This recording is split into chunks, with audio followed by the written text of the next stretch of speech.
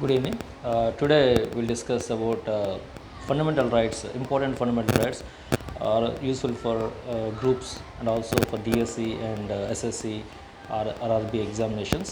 So first మనం fundamental రైట్స్లో fundamental రైట్లో మనం article 12 చూద్దాం.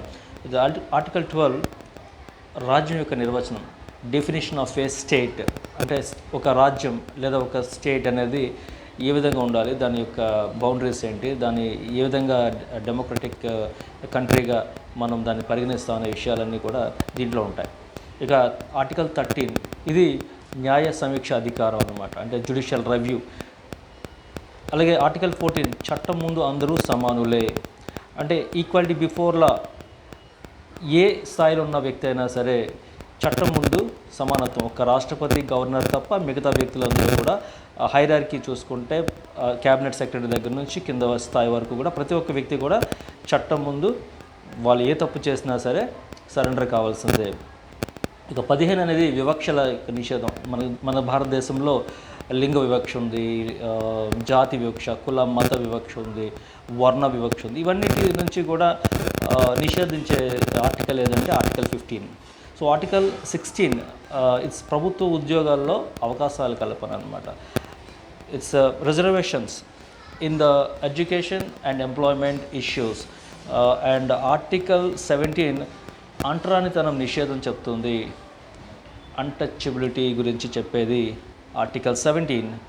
అండ్ ఆర్టికల్ 18 బిరుదుల యొక్క నిషేధం. అంటే బిరుదుల నిషేధం అంటే ఇప్పుడు సివిలియన్ అవార్డ్స్ ఉన్నాయి కదా, వాటి గురించి కాదు, ఇంకా ఏమైనా బిరుదులు స్వీకరిస్తే వాటిని నిషేధించే ఆర్టికల్ ఏదంటే article 18. But it's not applicable to the Bharat Ratna or civilian awards given to the Indian and international foreign origins. ఇంకా 19 చూసుకుంటే ఇక్కడ 16 రకాల స్వతంత్రాలు ఉన్నాయి, 6 టైప్స్ ఆఫ్ ఫ్రీడమ్స్. సో ఈ 6 రకాల యొక్క ఫ్రీడమ్స్ 19 నుంచి 22 ఆర్టికల్స్ మధ్య పొందుపరచడం జరిగింది. సో దీన్నే మనం స్వతంత్రపు హక్కు అంటాం. ఇక ఆర్టికల్ 20 శిక్షల నుంచి రక్షణ. శిక్షల నుంచి రక్షణ అంటే ఎవరైనా వ్యక్తి ఏదైనా ఒక తప్పు చేస్తే దానికి డబల్ జెపార్డీ అనేది లేకుండా అతన్ని జీవించే హక్కు ఉంది కాబట్టి దానికి సేఫ్ గార్డ్స్ చేసే విధంగా ఆర్టికల్ 20 శిక్షల నుంచి రక్షణ.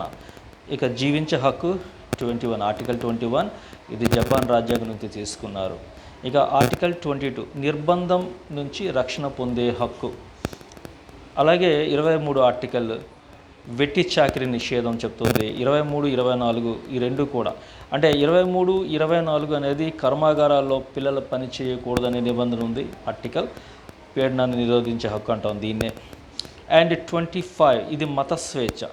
25 నుంచి 28 మొత్తం ఈ ఆర్టికల్స్ అన్నీ కూడా మత స్వాతంత్ర హక్కుకు సంబంధించిన అంశాలు. ఇక 26 మత వ్యవహారాలు నిర్వహణలో స్వేచ్ఛ ఉండాలి. ఆర్టికల్ 27 మతపరమైన పనుల నిషేధించాలి. 28 విద్యాలయాల్లో మతపర విషయాలపై స్వేచ్ఛ అనేది ఇవ్వాలి అనేది చెప్పి ఇవి the most important fundamental rights incorporated in the constitution of India. And ఈ ఆర్టికల్స్ అనేవి అన్ని లెవెల్ ఎగ్జామ్స్లో, అంటే డిఎస్సి కావచ్చు, గ్రూప్స్ కావచ్చు, గ్రూప్ 1, గ్రూప్ 2 కావచ్చు, అండ్ ఎస్ఎస్సి, సిజిఎల్ ఎగ్జామ్, ఆర్ఆర్బీకి సంబంధించిన ఎగ్జామ్స్లో అన్నిట్లో కూడా యూజ్ అవుతాయి. So I think this information is useful to you, and I think this information will be helpful in your upcoming examinations.